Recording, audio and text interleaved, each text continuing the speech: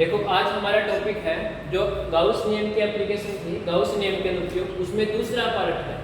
यानी पहला जो पार्ट था ए, उसमें हमने क्या पढ़ा था, इनफाइनाइट लॉन्ग वायर, एक अनंत लंबाई का चालक तार था, उसका विद्युत क्षेत्र हमने निकाला था, अनंत लंबाई के चालक तार का विद्युत क्षेत्र।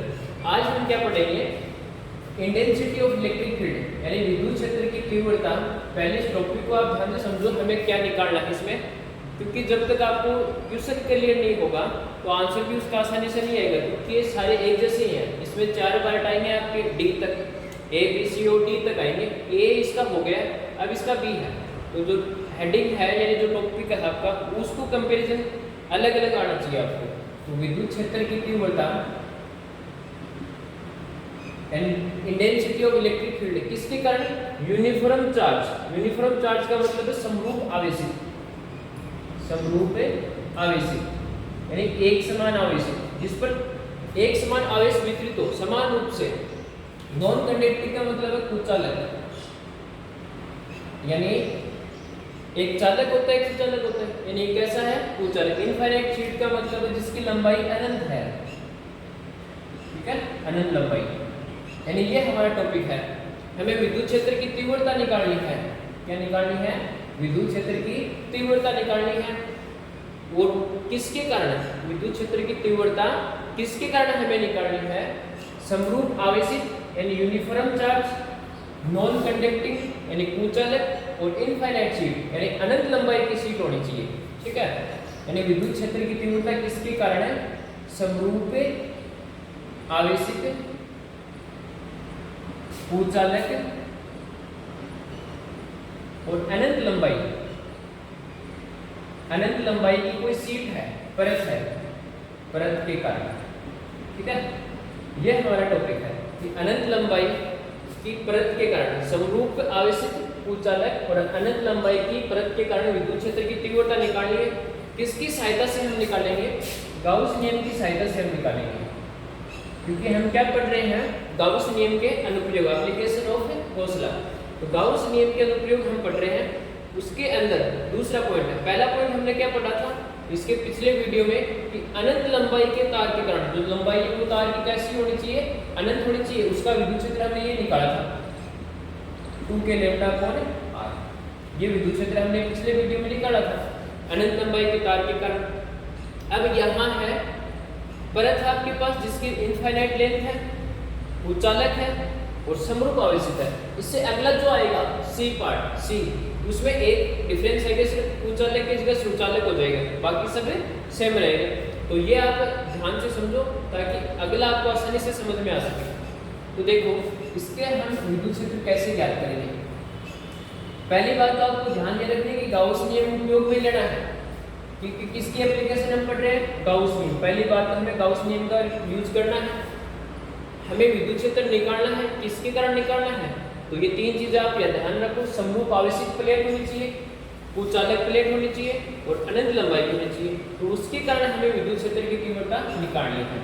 तो पहले हम निकालेंगे विद्युत क्षेत्र की दिशा, विद्युत क्षेत्र की दिशा, क्योंकि विद्युत क्षेत्र कैसी राशि होती है, सदिश राशि होती है, जिसकी दिशा भी होगी और मान भी होगा। तो हम पहले एक प्लेट बनाएंगे अनंत लंबाई की शीट परत, यानी इसकी लेंथ आप मान सकते हो इनफाइनाइट, इनफाइनाइट लेंथ है इसकी,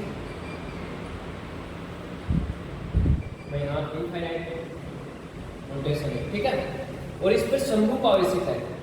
पहली बात तो इनफाइनाइट होनी चाहिए यानी अनंत लंबाई होनी चाहिए, समरूप आवेशित होनी चाहिए, यानी प्रत्येक पॉइंट पर जो चार्ज है वो इक्वल डिस्ट्रीब्यूट होना चाहिए, वितरित यानी समान। ऐसे नहीं कि यहाँ ज्यादा है यहाँ कम है फिर बीच में है ही नहीं, ऐसा नहीं हो सकता, समरूप आवेशित होना चाहिए।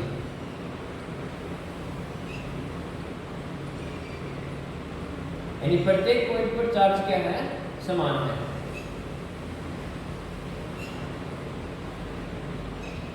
यानी यहाँ आप इलेक्ट्रिक फील्ड निकालोगे तब भी वही आना है, यहाँ पर भी वही आना है, यहाँ पर भी वही आएगा। यानी इक्वल डिस्ट्रीब्यूट चार्ज है, समान वितरित है, नॉन कंडक्टिंग है। यानी 3 पॉइंट आपको ध्यान से समझने हैं, समरूप आवेशित मतलब समान रूप से आवेशित है, इनफाइनाइट लेंथ है इसकी, और कुचालक। अब चालक और कुचालक में क्या अंतर होगा, ये कुचालक है अगर सुचालक होता तो देखो सुचालक और कुचालक में क्या डिफरेंस आएगा। अगर ये सीट आपके पास सुचालक होती, कंडक्टिंग होती, ये तो नॉन कंडक्टिंग लिखा मैंने कुचालक, अगर ये सुचालक होती तो क्या होता, ये जो चार्ज है ये चार्ज इसके पृष्ठ पर वितरित न होकर बाहर सतह पर आता, यानी इस प्रकार आता है। सुचालक में किस प्रकार आता, बाहर की सतह पर, यानी इस प्रकार ये चार्ज आता। अंदर की ओर चार्ज कितना रहता, E = 0। ये सुचालक की इंपॉर्टेंट कंडीशन है। अब ये कैसे होता है ये हमें अगले वीडियो में सीखेंगे, लेकिन एक बार ये ध्यान रखो कि अगला जो वीडियो आएगा उसमें यहाँ सिर्फ नॉन कंडक्टिंग की जगह कुचालक की जगह सिर्फ कंडक्टिंग लिखूंगा, बाकी सब सेम रहेगा। तो दोनों में अंतर क्या आएगा, अंतर यही है जो कुचालक है उसके पूरे पृष्ठ पर अंदर की ओर यानी पूरी सतह पर आवेश वितरित रहेगा, और जो सुचालक है उसके सिर्फ अंदर 0 होगा और बाहर किनारों पर होगा। आप ऐसे समझ सकते हो ये कोई सीट है हमारे पास, इनफाइनाइट लेंथ की सीट है। अगर ये कुचालक है ये ऐसे रखेंगे, ऐसे देखो बोर्ड के परपेंडिकुलर है ऐसे। अब ये कुचालक है तो देखो इसके इस साइड भी प्लस है, यानी आपकी ओर देखो इसके प्लस है, इस साइड भी प्लस है और इस साइड भी क्या है, प्लस है। तो ये सीट कैसी बनी आपकी, कुचालक सीट बनी, इनफाइनाइट लेंथ है, समरूप आवेशित है।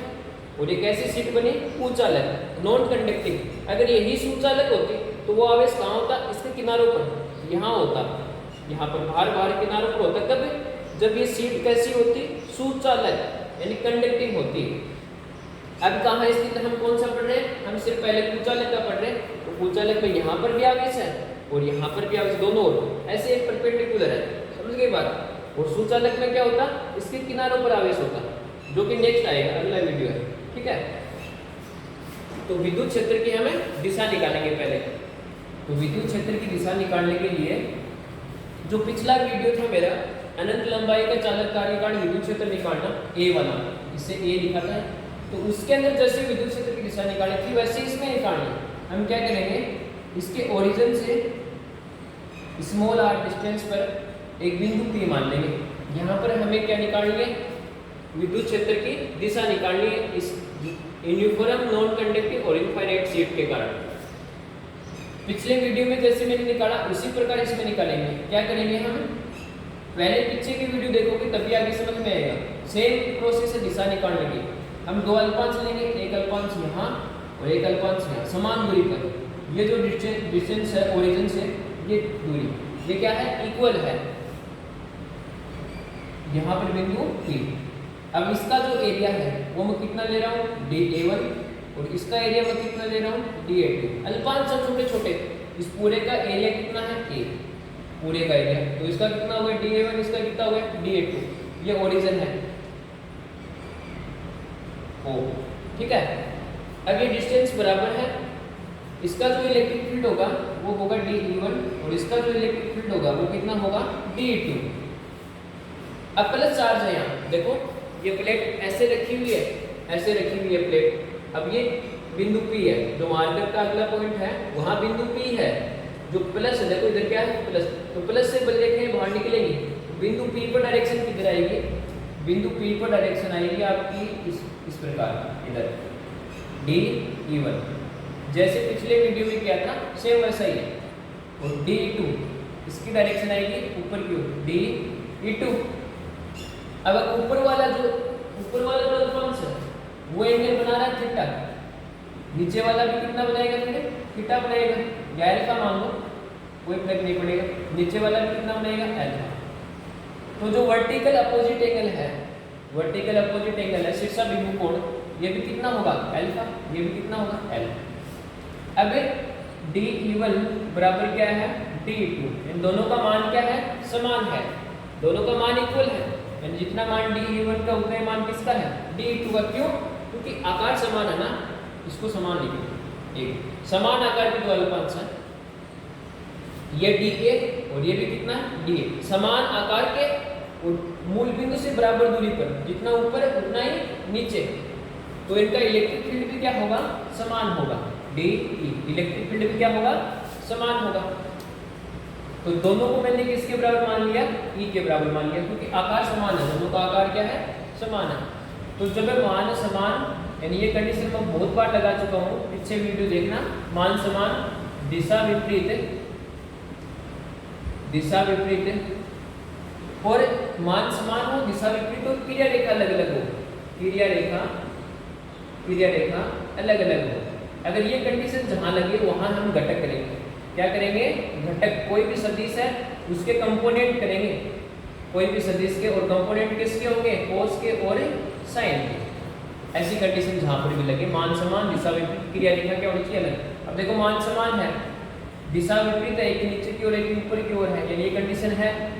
मान समान है, क्रिया रेखा अलग, एक की क्रिया रेखा ये, दूसरी क्रिया रेखा ये, क्रिया रेखा भी अलग। तो यहाँ हम क्या करेंगे? सदिश के घटक करेंगे, यानी कंपोनेंट करने सदिश का वियोजन करना है, क्योंकि विद्युत क्षेत्र सदिश राशि है। इस पर आप वेक्टर लगा सकते हो, सदिश राशि। तो इसका कंपोनेंट देखो, एक तो परपेंडिकुलर आएगा और एक इसी लाइन पर आ जाएगा, और ऐसे ही इसका करोगे नहीं, ये DE2 और ये भी कितना आएगा? DE2। अब ये एंगल के साथ है, ये बीच में परिणाम है, रिजल्टेंट वेक्टर है, एंगल के साथ cos का, cos अल्फा, और ये किसका होगा? साइन का। अब ऐसे नीचे को जब इसके करोगे तो कितना आएगा? DE1 और इसी पर आ जाएगा एक DE1, ये एंगल के साथ cos का, cos अल्फा, और ये किसका आ जाएगा? Sine alpha. ठीक है, यानी इसके दो कंपोनेंट होंगे, ये बीच में ऐसे था, इसके दो कंपोनेंट, एक यहाँ गए एक यहाँ गए, ये बीच में इस प्रकार था, यानी इसको थोड़ा वाइड बना लो, स्पष्ट दिखाई दे।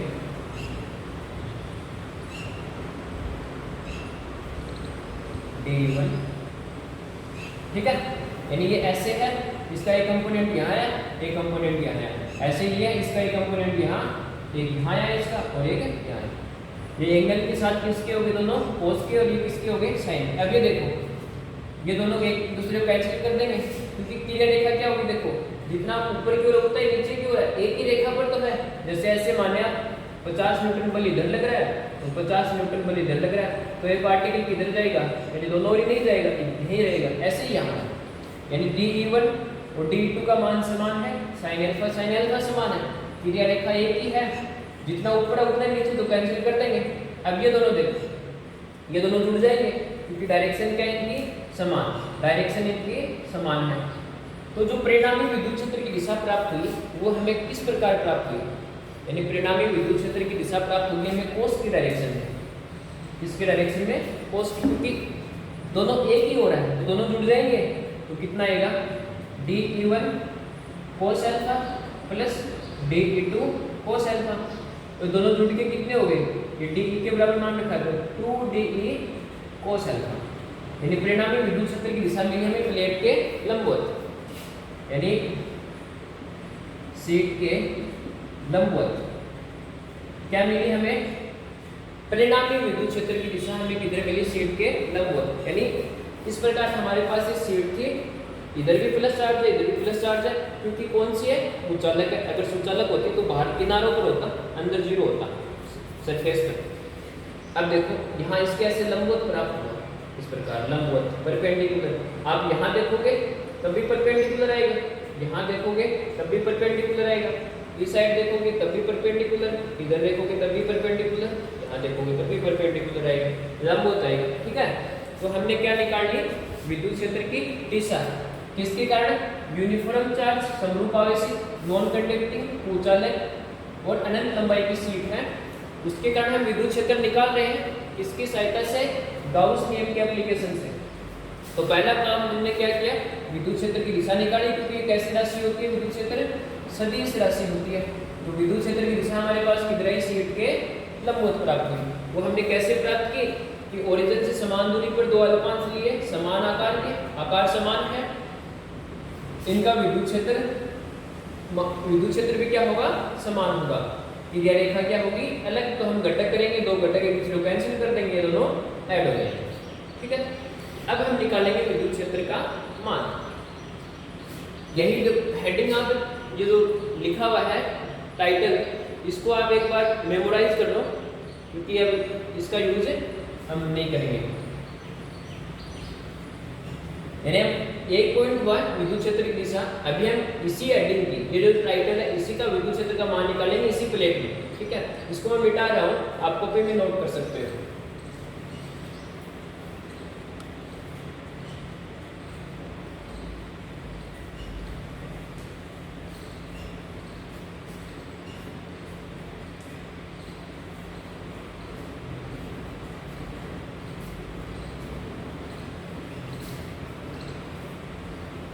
अब देखो दूसरा जो पॉइंट हमारा, वो हम क्या निकालेंगे, विद्युत क्षेत्र का मान, विद्युत क्षेत्र का मान। तो जब विद्युत क्षेत्र का हम मान निकालेंगे तो पहले हम वही किसकी सहायता से निकालना है, गाउस नियम से, गाउस नियम से। तो पहले हम वही इनफाइनाइट लॉन्ग शीट बनाएंगे।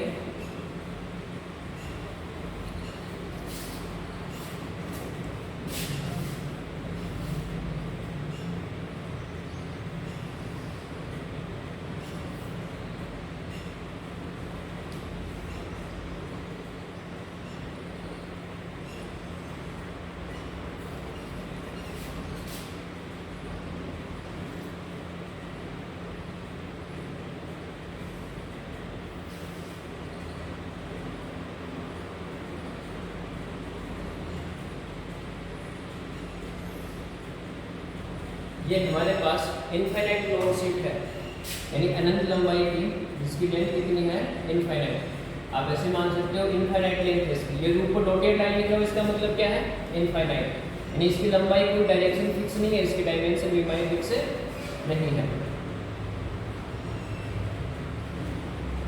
इस पर आवेश समान रूप से वितरित है।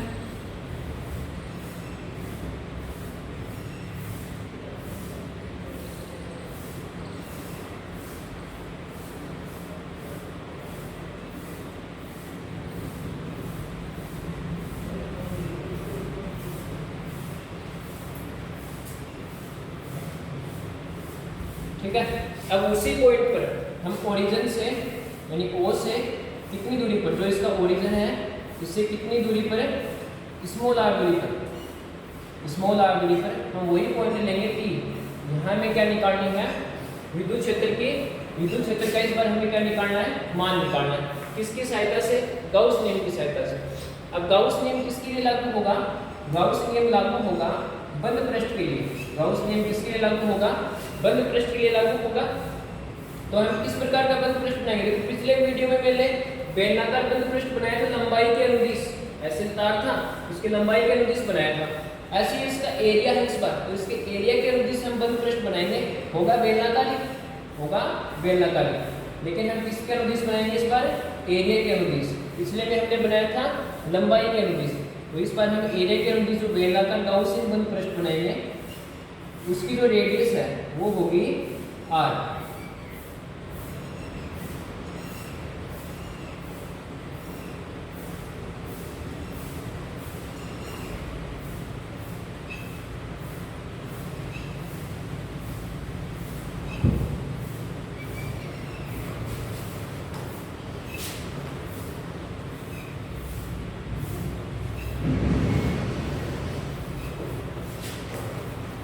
ठीक है, ये बेलनाकार गाउसियन बंद पृष्ठ है, यानी पूरा क्लोज है चारों ओर से। इसके देखो एक गोलीय भाग ये है, एक गोलीय भाग ये है, और बीच में कर्व सरफेस है, इसका वक्रीय भाग है। ये जो टोटल डिस्टेंस होगी ये होगी 2r। अब देखो इसके टोटल पृष्ठ कितने हो गए, 3। इस भाग को मैं बोल रहा हूँ S1, इस भाग को बोल रहा हूँ मैं S2, और जो बीच वाला कर्व भाग बचा इसको मैं बोल रहा हूँ S3। ये कितना हो गया, S3। देखो 3 भाग है इसके, S1, S2 और बीच वाला कौन सा हो गया, S3। बंद पृष्ठ क्यों बनाया, क्योंकि गाउस नियम किसके लिए लागू होगा, बंद पृष्ठ के लिए लागू होगा। अब हम क्या निकालेंगे, पहले बंद पृष्ठ का फ्लक्स निकालेंगे, बंद पृष्ठ का फ्लक्स। यानी ध्यान रखना S1 ये है, S3 ये और S2 ये है गोलीय भाग। ठीक है, तो बंद पृष्ठ का फ्लक्स कितना होता है, E डॉट ds। अब इसके टोटल कितने भाग है, 3 भाग है, तो इसको 3 भाग में डिवाइड करेंगे। कितना आएगा, E ds cos थीटा। कौन से भाग के लिए, S1 भाग के लिए। देखो यहाँ बंद पृष्ठ नहीं आएगा, यहाँ बंद पृष्ठ नहीं आएगा, एक ही जगह बंद पृष्ठ आएगा यहाँ, क्योंकि अब मैं छोटे छोटे भाग की बात कर रहा हूँ। ये S1 ये S3, ये S2। यहाँ पर पूरा क्लोज आएगा ये, लेकिन यहाँ पर ये क्लोज है नहीं लगाना है। ये S1 के लिए प्लस, अब इसी प्रकार S2 के लिए भी क्लोज नहीं करना है, क्योंकि ये पूरा बंद थोड़ी है, ये तो ओपन ही है ना, पूरा ये बंद है। S2 EDS cos theta plus S3 EDS cos theta, तीनों के लिए हमने बंद पृष्ठ के लिए क्या निकाला, फ्लक्स निकाला।